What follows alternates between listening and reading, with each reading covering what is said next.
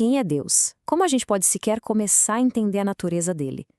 Hoje, a gente vai mergulhar num campo da teologia que se dedica exatamente a isso, a teontologia, o estudo sistemático do ser de Deus.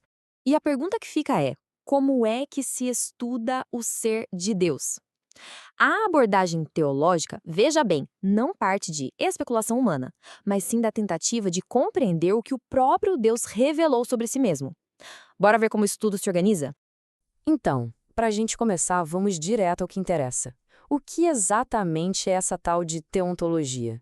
Olha que interessante, a palavra teontologia vem da junção de três termos gregos: theos, que a gente sabe que significa Deus, ontos, que quer dizer ser, e logos, que é estudo ou lógica. Juntando tudo, temos o estudo do ser de Deus. É a disciplina que busca entender quem Deus é na sua essência.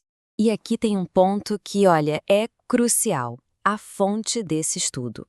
A teontologia não se baseia no que a gente acha ou imagina sobre Deus. O ponto de partida é o que a Bíblia revela sobre quem ele é e o que ele faz. O objetivo é pegar essa revelação e organizar de um jeito coerente.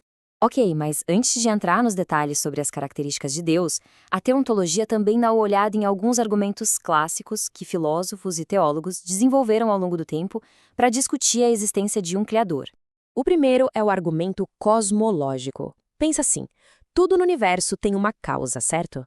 Seguindo essa linha de raciocínio, o próprio universo, com toda a sua imensidão, também precisaria de uma causa original, uma causa primeira, que, no caso, seria Deus.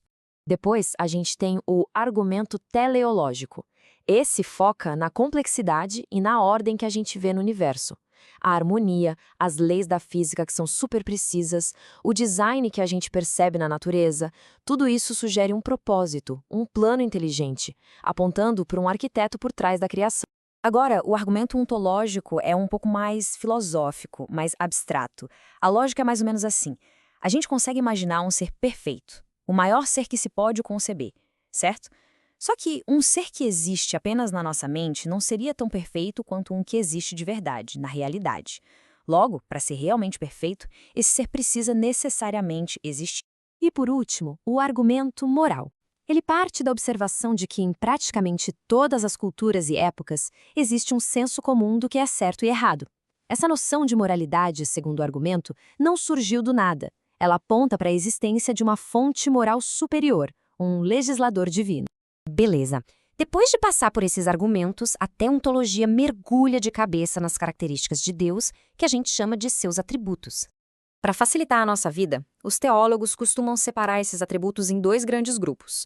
Os incomunicáveis, que são características exclusivas de Deus, que só ele tem, e os comunicáveis, que são qualidades que a humanidade pode, de alguma forma, refletir, mesmo que de um jeito finito e imperfeito. Então, nos atributos incomunicáveis, a gente tem aquelas características que mostram o quanto Deus é diferente da gente. Ele é autoexistente, ou seja, não depende de nada nem ninguém para existir.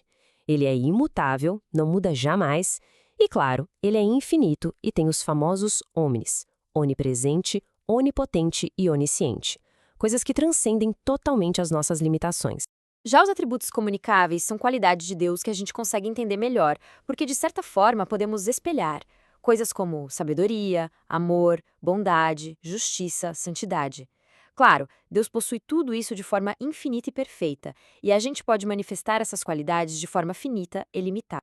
Mas olha, é fundamental entender que esses atributos não são caixinhas separadas. Eles estão perfeitamente ligados uns aos outros. A justiça de Deus, por exemplo, sempre age em harmonia com seu amor. Seu poder é sempre guiado por sua sabedoria. A ideia aqui é a gente conseguir enxergar como todas essas características formam um todo único e coerente. Agora, a gente vai avançar para um dos conceitos mais, distintivos e ao mesmo tempo complexos da teologia cristã. A doutrina da Trindade diz o seguinte: existe um único Deus, ponto. Mas esse único Deus existe eternamente em três pessoas distintas: o Pai, o Filho e o Espírito Santo. Cada pessoa é plenamente Deus, mas o ponto crucial é: não se trata de três deuses, mas de um só Deus em três pessoas. Essa unidade na divindade fica bem clara quando a gente olha para as Escrituras.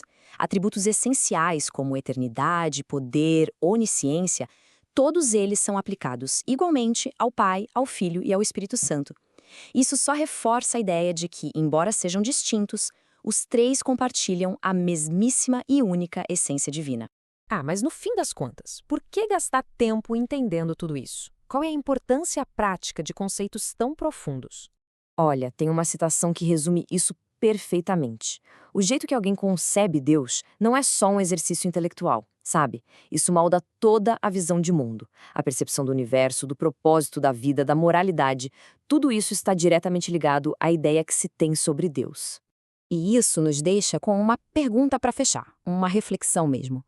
Se os conceitos sobre Deus têm esse poder todo de determinar como indivíduos e até sociedades inteiras veem o mundo, vale a pena a gente se perguntar qual é a ideia de Deus que está moldando o nosso mundo hoje.